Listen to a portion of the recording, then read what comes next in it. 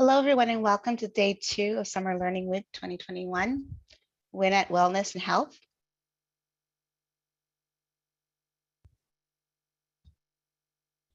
My name is Leslie Grace Swanston. We're going to get started in just a minute. While we wait, if you want to say hello in the chat box, let everyone know where you're joining us from.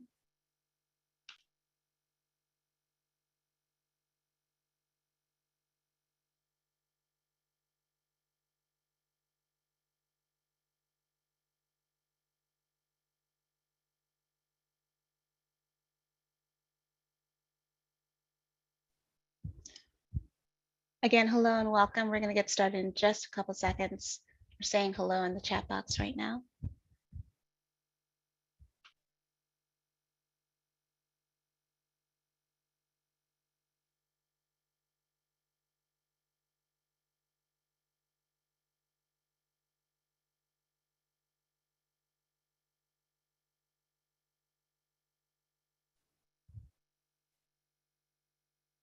So we're going to go ahead and get started. Just a couple housekeeping items.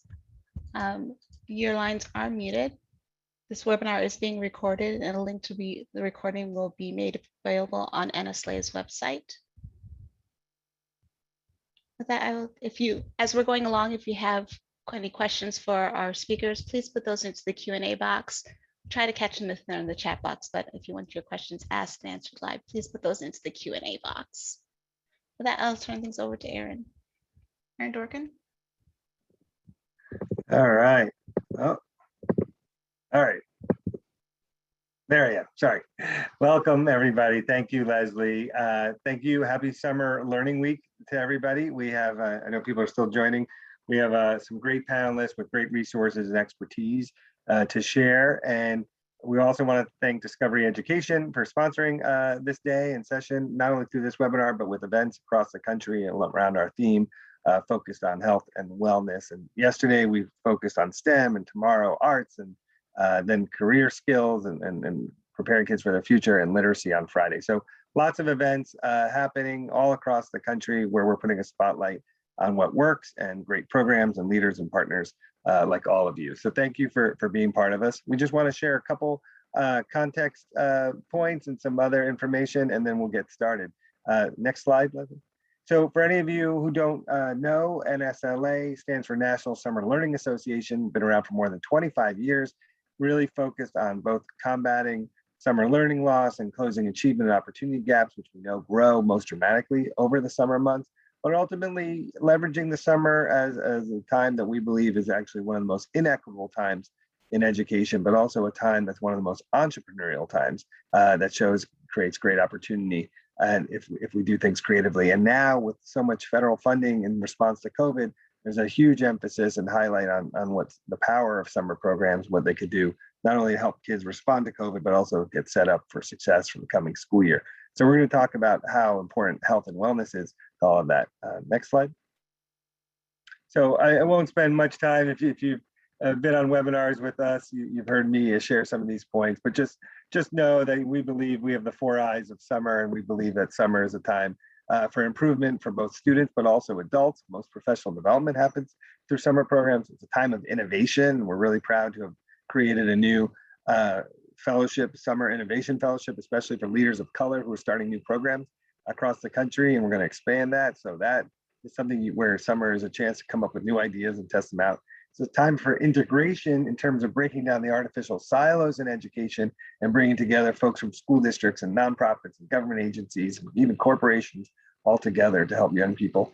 And then it's a time for impact, both at the national level as we're all having together, but also at the state level, community level, and the personal level. Next slide. So one thing that we're really excited about is a new resource we've created with lots of partners called discoversummer.org. It has a lot of resources from some of the partners you'll hear today, and also can help families find programs who are still looking for programs to sign up for in their communities, and then other resources about food and finding meals and mentors and access to health supports and everything else. So and just Discovery Education is a big partner of this as well. So we hope people will share this resource with their networks. And we'll take it from there. Next slide. So we're going to hear some greetings from the national president of the National Education Association, Becky Pringle. She represents 3 million teachers, and she and her members are celebrating National Summer Learning Week. So we wanted to hear some remarks from her. Hello, lovers of learning. I am Becky Pringle, president of the National Education Association, the nation's largest union representing 3 million hardworking educators across this country. I am here today with our friends at the National Summer Learning Association to wish all our students, educators, and their families a happy National Summer Learning Week. National Summer Learning Week is a celebration dedicated to elevating the importance of keeping kids learning safe, fed, and healthy every summer, ensuring they return to school ready to succeed in the fall. And this summer, our kids need a little extra love and support. Students, educators, and families have overcome so many obstacles over this past year, which is one of the many reasons the NEA is joining the National Summer Learning Association to raise awareness about enriching summer learning that addresses the needs of all of our students, no matter how they learn or what they love to learn. We need our kids playing with other kids and having the social and emotional learning opportunities after a year of being isolated from their friends and their educators. It is critical that students have the opportunity to engage in summer learning programs built to best meet their needs outside of a traditional classroom-based experience, but still led by the professional educators who know them best. As a science teacher of 31 years, I might be biased, but I think learning and enrichment is fun, even outside of school. That's why the NEA and the National Summer Learning Association are working together to connect educators and communities and create programming that meet the needs of what we cherish the most, our students. On behalf of the NEA and its members, I want to once again welcome you and wish everyone a happy National Summer Learning Week. Thank you.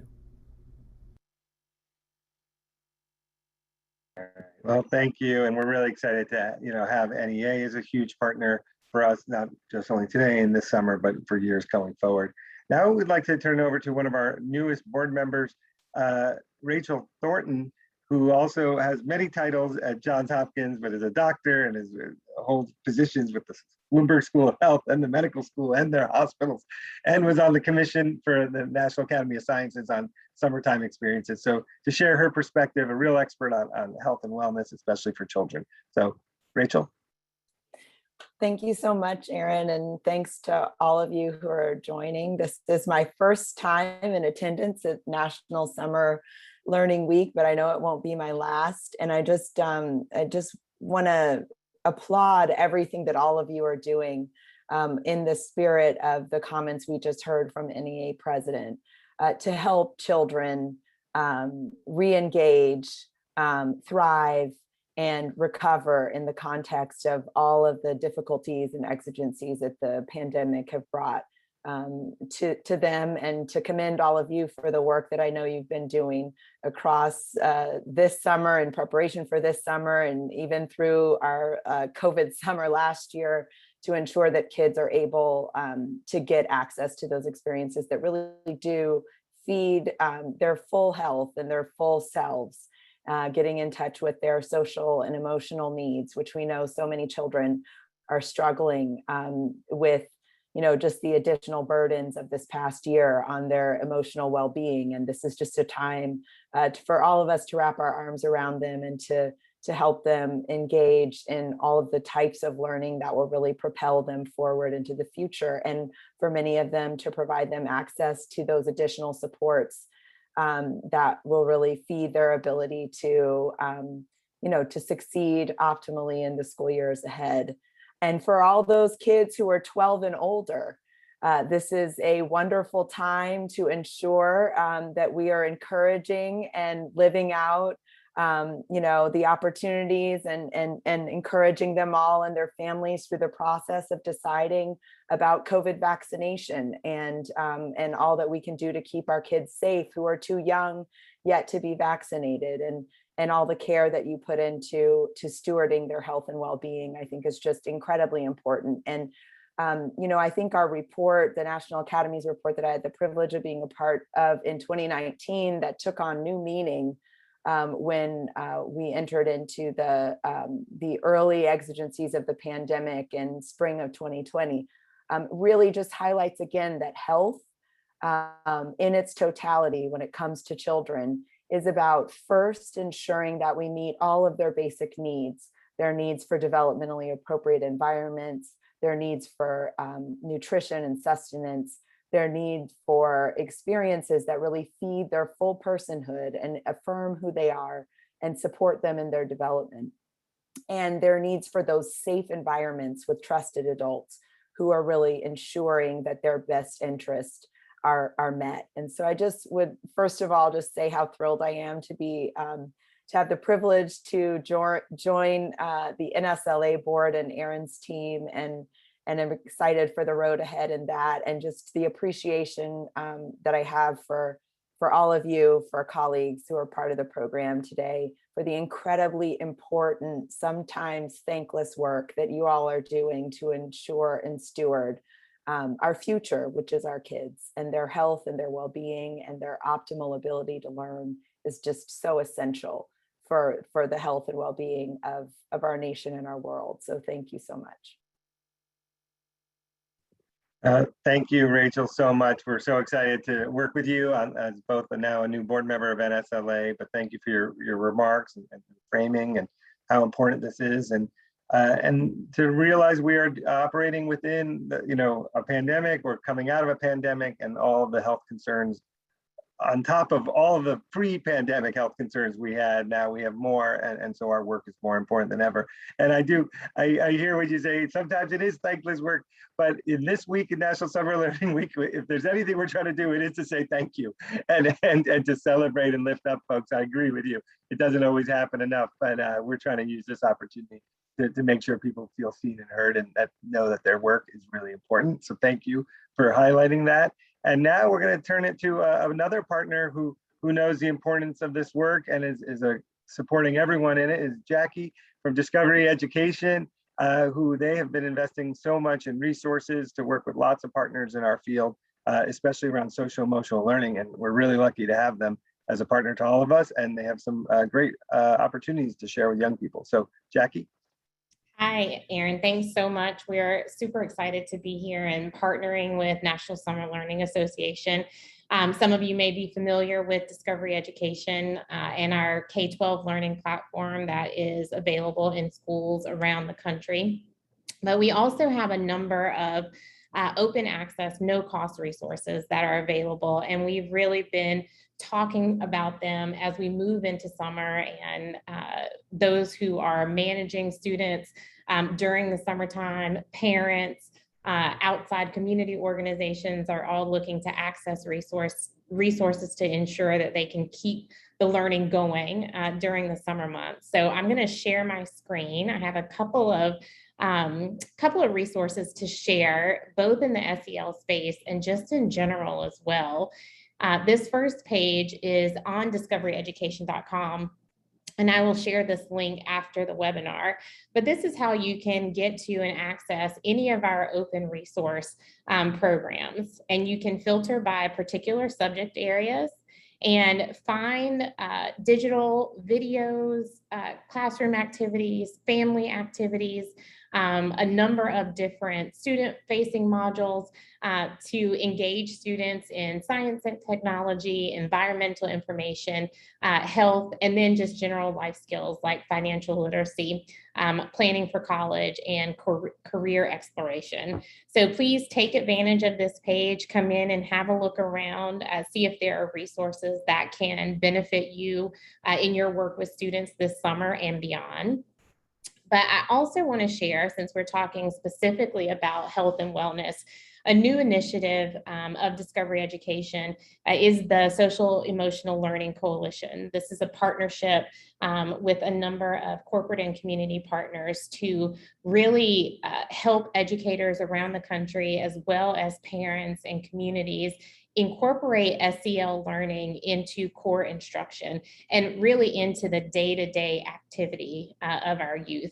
We have a number of content partners, as well as our anchor partners, Ask, Listen, Learn, the All-State Foundation, and National After School Association as well, that are supporting this initiative to create this platform where resources are fully available in a variety of resources, all grade levels, as well as instructional supports.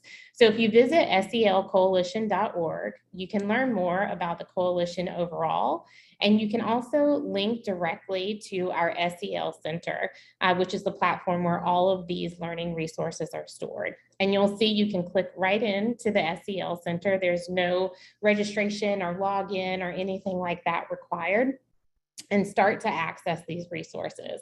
And I'm just going to scroll through the welcome page so you can see it's really set up by grade level, so really easy to access resources for the particular age of student that you might be working with, K2, 3, 5, and then also content for grades 6 through 12. There are instructional resources, so helping to really build lessons around the content that is sorted by grade level. And then there are also professional learning resources. So one of the goals of the coalition and of this initiative overall is really to help build capacity for anyone who's working with students to help support their social and emotional wellness. And we know that coming back into schools, many folks will be returning to in-person learning in the fall for the first time in over a year. Our students have had, unprecedented experiences over the last year. Really, this summer provides a great opportunity to start helping students shore up that self-awareness and really getting them prepared emotionally to go back into the classroom. I'm just going to jump through a little bit so you can see the depth of resources that are available. You can start as early as kindergarten with helping students understand how to be self-aware, how to treat their friends, how to interact with others, and also how to deal with stress that they may be encountering on a day-to-day basis. So you'll see all of the materials are sorted by the type of content that they cover. And there's everything from self-awareness, social awareness and responsibility, to confidence building and stress management. And this is just the K2 section. And we'll scroll back up here. One of the areas I definitely want to point out is we do have resources for older students. These center around helping students learn to manage their stress, manage peer pressure, helpful ways and coping mechanisms for interacting with others. And also we have a number of resources that focus on substance abuse and helping students manage their mental and emotional wellness so that they are not turning to substances as a way to cope. So practical tactics like how to respond to peers if you're being pressured into utilizing a substance, or what to do if you know someone, if there's someone in your circle who might be abusing substances. There's a wonderful segment here called My Younger Self, and that's a whole series of adults talking through what they would tell their younger self if they could warn them, encourage them from the future. So there's a number of opportunities in here to really connect with young people with resources that are developed from their perspective. And then I'll just touch on quickly the instructional resources. All of these materials are intended to inform student-driven activities. So there are writing prompts for every grade level that you can build around SEL topics.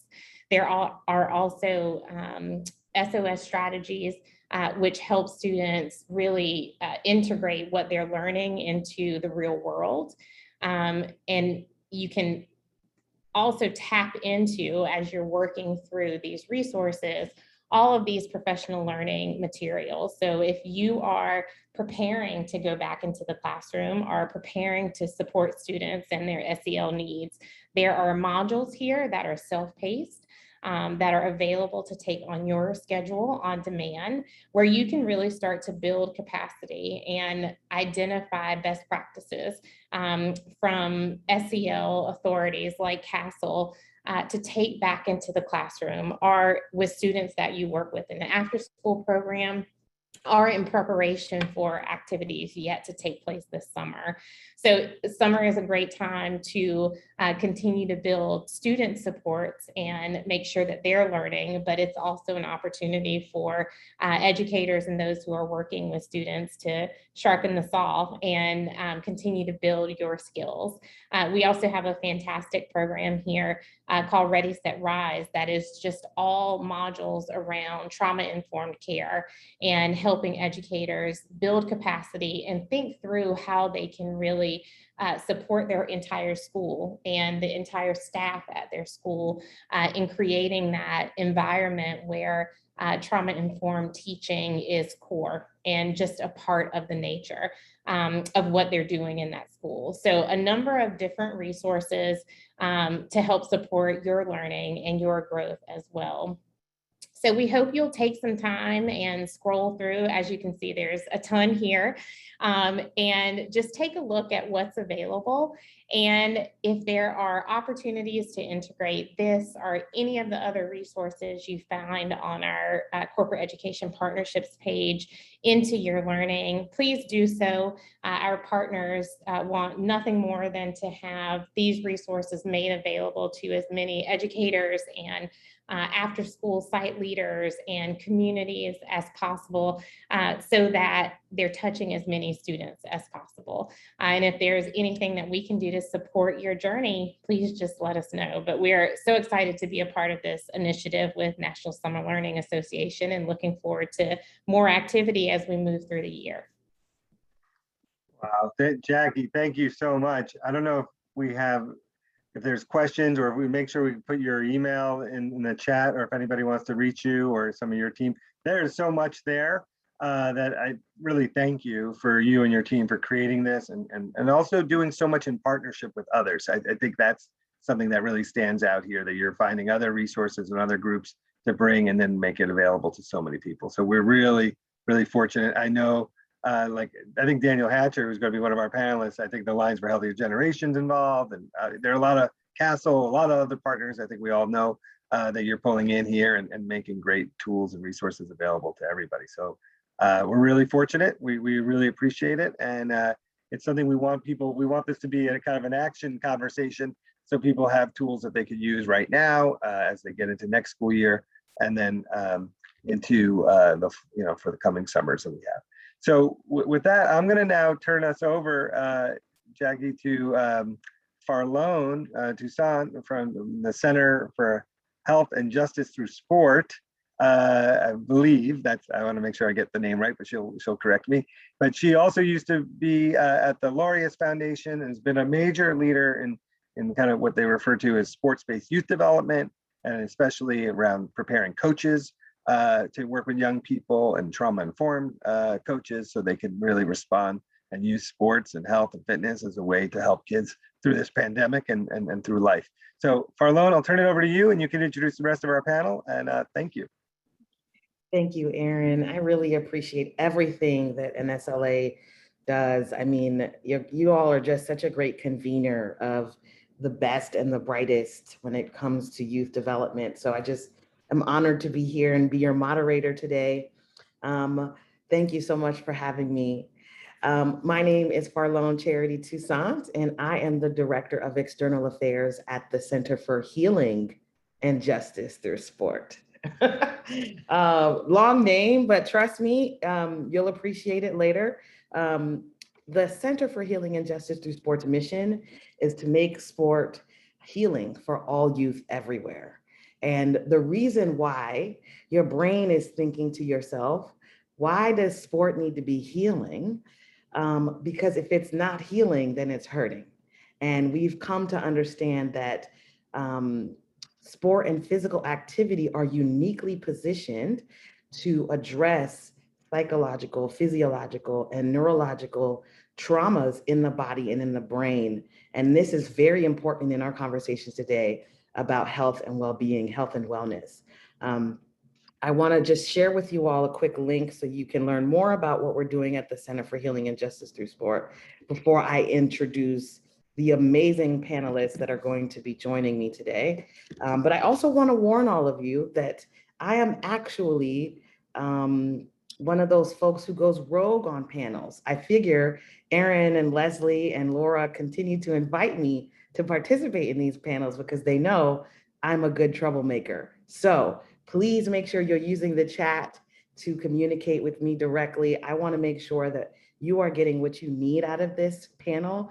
And so, true to fashion, I want to introduce Derek and Daniel into the panel by first asking you, what did you think of all of the resources that Jackie just kind of gave all of us? I mean, one of the coolest things I heard and saw her offer was that social emotional coalition. Like, I mean, how disruptive is that?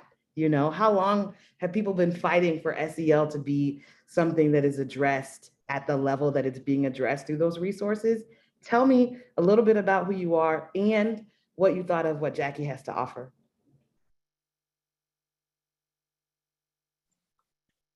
Derek, feel free to start. All right, thanks so much, Farlon, and thanks for that question. I also want to thank the National Summer Learning Association for the chance to be a part of today's session on health and wellness. We're big believers in NSLA's mission. We're glad, thrilled to be celebrating National Summer Learning Week alongside the NSLA team, alongside all of today's panelists and attendees. So thank you very much, and I appreciate the introduction. I'm just going to drop in my contact information now so folks know how to reach me following today's session. And I just want to let folks know a little bit of background. No Kid Hungry is the campaign of the Share Our Strength organization. And through our No Kid Hungry campaign, we are committed to ending childhood hunger in the United States and helping launch and improve programs that give kids the food that they need to thrive. And while hunger affects children in every community in the United States, it's a problem for which solutions do exist. Yeah. There are effective federal programs such as summer and after school meals and snacks that exist to close the gap between kids, for kids who may not have enough to eat or who may struggle with food access. Oftentimes, however, these programs aren't reaching kids. And our strategy focuses on problem solving, working with local partners, program implementers, administering state agencies and federal agencies to identify and eliminate those barriers. And we see summer learning providers as natural partners in this effort. And I think some of what you mentioned about all of the activity resources are really important because we see meals and activities as being mutually reinforcing, and I can get into that in a little bit. But the importance of activities that meet kids and meet families where they're at, and as you mentioned, are addressing the needs that families have, especially coming out of the coronavirus pandemic and the challenges and the trauma that can present. Having activities that really cater to the different needs, the different interests, the different environments that families may find themselves in. That's great. And we see these activities as really key components of successful nutrition programs. So I'll just say one more quick thing and then I'll hand over to Daniel. But in my comments today, I'll be exclusively focused on summer nutrition programs. So just a little bit of background for folks. The United States Department of Agriculture funds free summer meals through what are known as the Summer Food Service Program and the National School Lunch Program, Seamless Summer Option.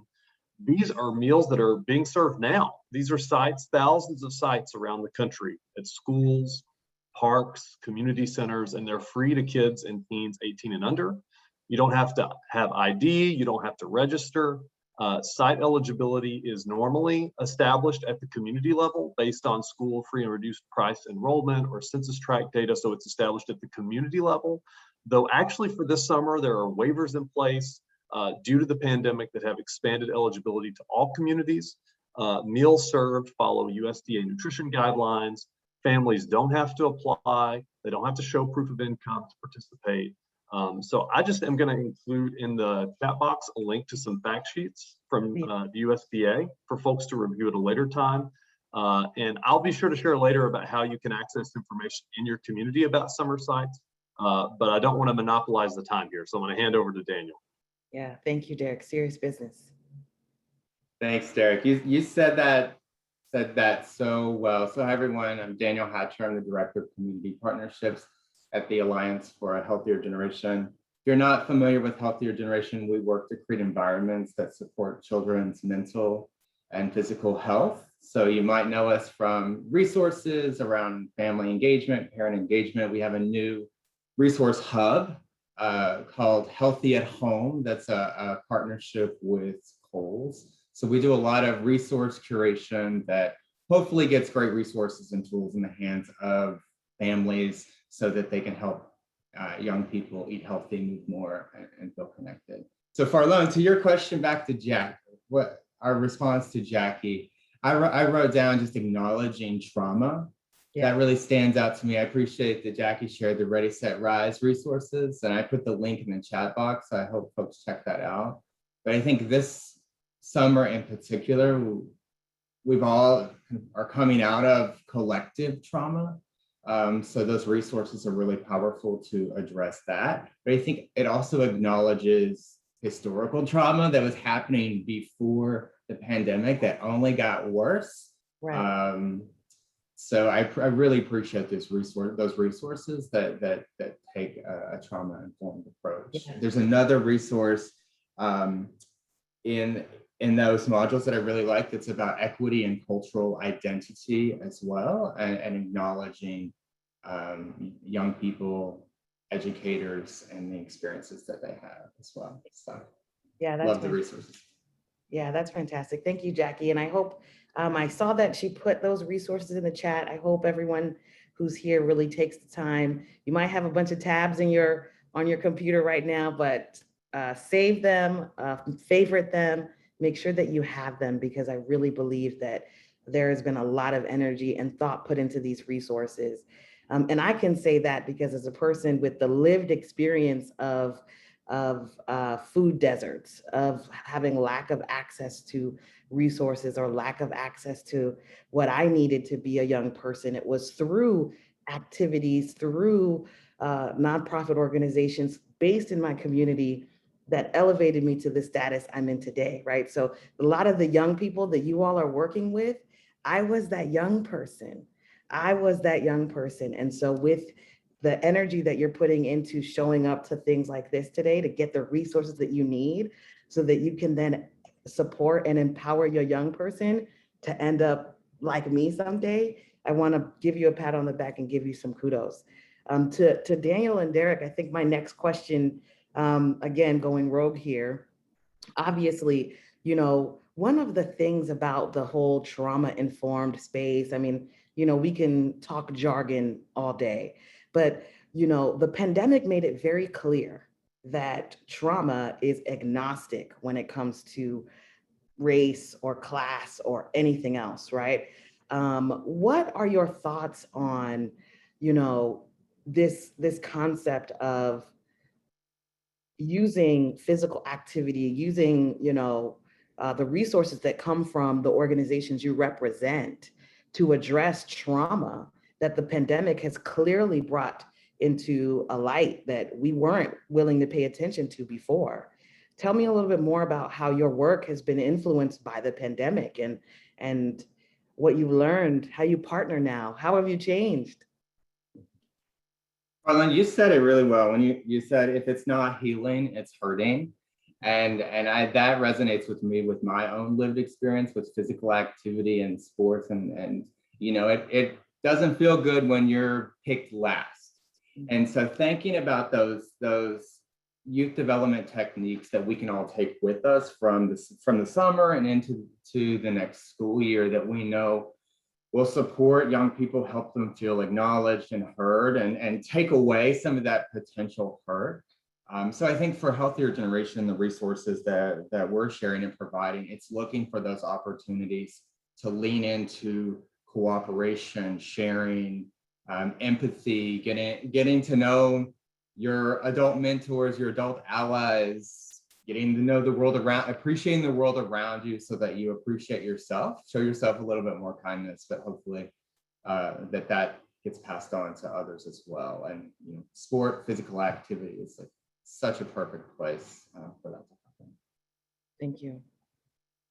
Yeah, that's great, Daniel. And Farlon, I'm going to kind of take your question, if you don't mind, kind of looking at it kind of from the food security, food access perspective, given the work that we do. And, one of the things that we're seeing is that, even if we see, of course, there's questions about like the Delta variant, but even with vaccinations becoming available and the vaccination rates increasing, we know that the economic impact of what we've been through, and as you mentioned, the impact on families, is going to continue for years, right? And it's going to continue to create challenges and put children at risk of food insecurity. And the numbers tell us that as many as 1 in 6 kids could face hunger, could be, in a family that's struggling with food insecurity. And so we know that has an effect on education. It has an effect on health systems. It has an effect on many other aspects of a child's life. And so thinking about food access isn't just the right thing to do, it's the smart thing to do, right? And so when we have a child struggling, you can't focus in the classroom, you can't focus on sports, you can't focus on well-being to the same degree if you're really focused on, I'm hungry, or where's my next meal coming from? And that is a stress that affects an entire family, and that children are not children are aware of. And so we don't want to be in a position where we are compromising the brightest minds, the talent, the innovation and the creativity of the next generation of Americans who are our children. And so I'm sure I'm speaking to the choir in this audience. But you mentioned, kind of what is happening, what is the work that we're doing? I think in terms of the No Kid Hungry is a grant making organization. And so in a lot of the work that we've funded over the last year has been driven and implemented by local leaders, tailored to community needs. Of the grant dollars that we've given out in the last 12 months, 70% of those grants have gone to organizations serving communities of color. A third of grant dollars have gone to work in rural areas. And I know, Farlon, you were talking about all the programs that you participate in a child and the positive impact of those. And we know that sometimes in our rural areas, there may be a dearth of programs. And so being able to provide support in the areas where programming is needed, addressing barriers like transportation. I also just want to talk about opportunities around policy change to make programs work better for families from a food security perspective. And that's part of what we do at No Kid Hungry, is advocating for changes to improve programs with USDA, Congress. We've due to the disruptions that were caused by the pandemic, and in 2020, the federal government allowed communities to serve summer meals in a variety of ways. So multiple days worth of meals, parent pickup of meals, guardian pickup of meals, home delivery of meals, pandemic EBT, which allowed families to have a benefit equal to the value of free and reduced price meals. And all of these help schools and community-based organizations increase access to these programs. Right. And so, we have data that's showing, this summer, or excuse me, the summer compared to the summer previous to the pandemic, providers were able to serve 148 million more meals than in a similar time period pre-pandemic. And so, these flexibilities currently are for many of the programs, especially the summer nutrition programs, a lot of the flexibilities for summer meals are going to expire in September. But we really see that they have provided a roadmap for long-term policy change to make these programs more accessible to children. And so those are programs that we continue to advocate for. And we really see, programs need to be tailored to the needs of community members. We see the congregate site programs are absolutely crucial, and they're a perfect pair for activity and enrichment providers. But I think, as this group has likely seen during the pandemic, we've had to be flexible to reach kids and families where they're at. We're going to need to continue to be flexible. And in many cases, kind of the red tape that was there previously was inhibiting access on an ongoing basis. And I think COVID has simply brought that to light. And so that's some of the work that we're doing, how we're thinking about it, and some of the things that we're advocating for and trying to support. That's fantastic. I appreciate you mentioning systems change, Derek. I think that we've all learned here that for a while, we've been just addressing the symptoms of problems, right? We've just been putting gum and Band-Aids and rubber bands on top of things just to keep things going. And, you know, the floodgates burst and we had to really accept that the way that we're living is not okay, right?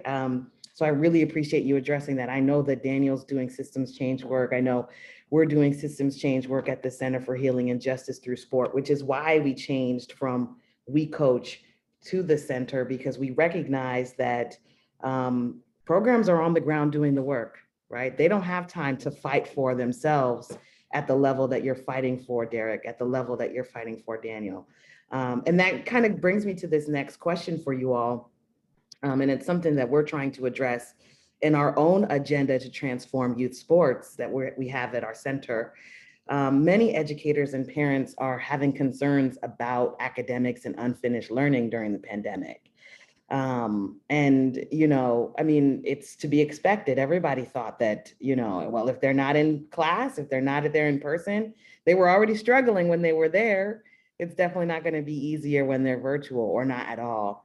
What's your take on how we systemically intertwine the link between learning and wellness? And I think that there's a lot of different answers you two have because of the focus of both of your organizations. So Daniel, do you mind taking the first? Yeah, no, I love this. And now I'm trying to remember, Aaron, if integration is one of the eyes of Summer Learning Week. I think it is. If not, maybe it's another eye. Yeah, you know, I would encourage folks to start small, especially right now. There's just so much happening. Again, back to the trauma conversation, starting small and looking at opportunities like nature and the outdoors. I think that's such a great space to think about encouraging learning, STEAM education, curiosity. At the same time, you're getting outdoor, you're active, you're getting the benefits of mindful benefits of being outside, or even bringing a little bit of nature inside. So we know that green space isn't equitable for all. So what are those opportunities to bring nature learning inside to support physical and mental health? So that would be my encouragement, is to start small and think to things like nature. I feel like so many folks I've talked to in the past year have really leaned on nature and the outdoors more than ever for their own mental health during the pandemic. And I will share in the chat a link. This is a shout out to Great Schools Summer Learning and Learning Heroes. Last week we did a Facebook Live event where we played a nature bingo activity that's from Healthier Generations Healthy at Home resource database. So if you watch that video, we'll play a game of nature bingo together and talk about movement, talk about science, talk about the world around us. And really kind of easy, you know, Derek, to your point about meeting folks where they are, I think it's a great resource that is simple, inexpensive, and meets folks where they are. Yeah, that reminds me, Daniel, of a resource that I have access to as well, that might be helpful to folks who are trying to do this little by little, small by small. I love that suggestion. One of the founders of the center actually just wrote a book called A Kid's Book About Trauma. And I would recommend folks take a look at it, because it's not only just about having a conversation with your kid about a really tough subject, but it actually incorporates movement in a way that is super accessible, very easy, whether you live in an apartment or in a home. The book is a really great way to start to incorporate physical activity into what you're doing, either in your programs or what you would suggest parents do to continue whatever you're doing in your programs in your summer learning. Derek, what about you? What are your thoughts on how we address this whole learning loss? And people are afraid that they need to focus in on things like math and reading this summer because of all the crazy stuff that's been going on? Yeah, Farlon, I just want to first off say thank you for sharing the resource. And I also just want to give just a huge shout out to the educators and the teachers and the program providers who are navigating this space. I mean, I cannot imagine a more challenging period really than what a lot of folks have been through, and the creativity and the resilience that this has required. And I think, as Daniel alluded to, just the work that's happening within communities is really what is transforming, right? But what is transformative. And so I just want to thank you to everybody who's on the call. Thank you very much. You know, also I just want to say, you know, my mom's she's a retired teacher. My sister-in-law is a teacher. And so I've seen, you know, how hard it is for folks. I actually taught in a second English as a second language for a number of years. And so I really appreciate the work that everyone's doing. I just want to say thank you. I also just want to say that, you know, from my perspective and the work that we're doing at No Kid Hungry, in terms of the kind of approach we're trying to cultivate and share with others, is really the idea of, you know, with all that you mentioned, Farlon, about all the different competing interests and priorities, just trying to keep at the center the idea that children and families are the most important stakeholders in programs. And we feel that that's true for nutrition programs. I'm sure that I feel that this, you know, applies in terms of enrichment and programming as well. And so it's important to seek their, you know, families and children, kids input, teens input, to understand the barriers they might face in accessing programming.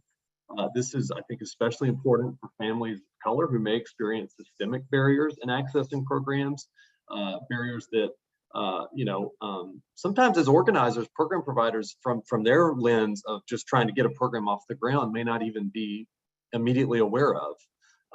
So, you know, a very simple example is, you know, making sure that programming is promoted and that resources are provided in activities other than English. And if English is not the primary language of a family or within a community, what is that language? And trying to find that information. From a meals perspective, from a nutrition program perspective, thinking about menus being reflective of cultural preferences, and making sure that menus incorporate food and menu items that are cognizant of cultural preferences, religious affiliations. If there are gaps in access to programming, you know, comparing local school enrollment data to program participation and breaking down that data to see, well, what are the segments of our population that we're not reaching, and how can we try to expand access more equitably? This can start as well with just informal conversations with program participants because, you know, local families may have an idea why others aren't taking part, and trying to get more formal feedback potentially through a short survey or a focus group. And you might even consider bringing in local caregivers onto the team as staff to help with translation. I know that may not be possible for everyone with budget constraints, but something to think about. Another thing we've heard from a lot of providers is engaging local teens as site staff who can help make children more comfortable to attend, also give kids mentors to look up to. There's a group called Kids at Their Best. It's a small nonprofit in Colorado that we work with. It's focused on youth leadership development. They began employing summer teens at their summer meal sites, and they had a 30% increase in participation. I believe it.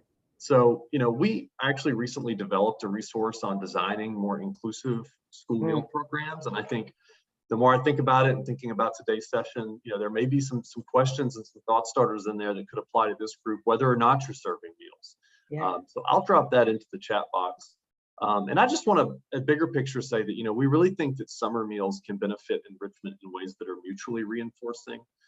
It can help provide an added participation incentive, help alleviate the anxiety that some families or children might have around food access in the summer months, and elevate the perceived value of programs.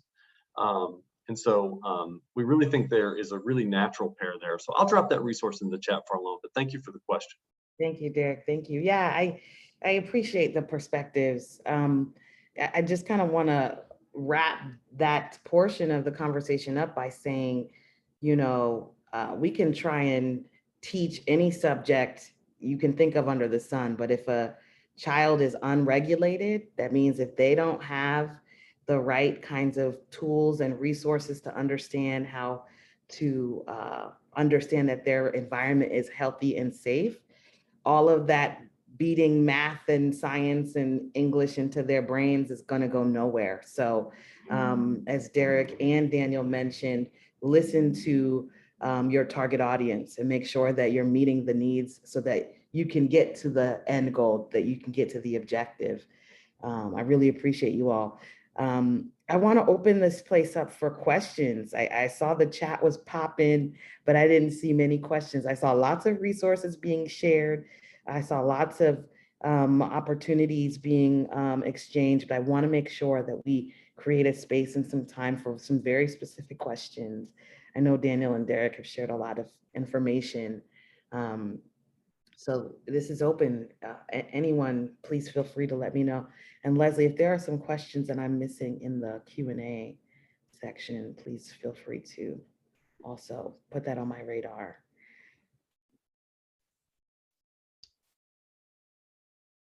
Not saying anything right quite yet, but if you have any questions, like Farland said, please add them to the Q&A. Yeah, I guess I have a question for you too. You know, what do you think is the one thing that we cannot afford to do in the next 365 days as we come to this different place in time, right? What are the things that you know for sure need to be done for us to really get out of this sinkhole? Do you mind if I jump in, Farlon? Yeah, please. I'll give you something we can do in the next 30 days. How about that? I think the first thing that everyone on our call today can do is, and again, I'm coming at it very much with kind of the food access hat on here, working for No Kid Hungry with No Kid Hungry, but helping us raise awareness about summer meals in your community. And I know we talked a little bit about, you know, maybe you want to think about pairing summer meals with your program. And I'm going to share a link later. We actually did a webinar on this within SLA back in 2018. I'll drop in a link to that with some more details if you're looking to run a program yourself. But everyone here today can help raise awareness about summer meals in the community. And I'm going to drop in a couple of links where we have an online map. We have a summer meals outreach toolkit to help families and caregivers access sites that are already in place. It's not, we're not asking anyone here today to start running a program. We're asking you to help us get the word out about programs that are operating right now. And we developed this toolkit to help get the word out about summer meals. We know from past research that awareness is one of the chief barriers. Families, if they don't know when and where a program is available, they can't participate, can't take part in something you don't know about. And so the toolkit provides a variety of ready-made, customizable materials in English and Spanish to help quickly and easily communicate with families. Marketing is one of the most effective tools to help increase participation in the short run. And really, when you're thinking about, well, if I've got this social media language, I've got this little button, you know, I've got, you know, some different, now I know about this program, and I know about texting food or texting comida to 877-877 to access information about summer meals in English or in Spanish. Well, think about who are the families in your community that might, you know, how would families receive this information? And utilizing the channels that families are familiar with, that are already trusted to share information about summer meals. You know, our outreach toolkit has a lot of things for social media. It has a lot of FAQs and template letters to parents. But really, you know, kind of going a step beyond that, word of mouth is especially effective. And if you are a trusted member of your community and you are sharing information about summer meals, if you're sharing information about this hotline, that is just about the biggest thing you can do right now. Also, promotion by trusted local entities like folks like principals, superintendents, faith leaders, local elected officials makes a huge difference. And, you know, like I said, I also would love it if folks over the next 365 days for alone want to think about, well, maybe we can offer summer meals. Maybe we can be part of this solution. I'm going to drop in a recording here that goes into greater detail about the program as well. But, you know, you don't have to wait a year to get involved. You can help us get the word out today. And so I'll drop in the link to the webinar recording. And I'll put back in my contact information as well for Thank folks you. who want to learn more. Nice. Appreciate that. We'll have you finish us off, Daniel, and then I'm going to pass it to our friend Aaron. Sure, but all I'll add, and this kind of falls into the media and promotion side of things, is acknowledging your own lived experience and your own story. Farley, you did that as soon as you started talking, you acknowledged your lived experience and why it matters. And I think, integrating health into summer and thinking about what that means for the fall.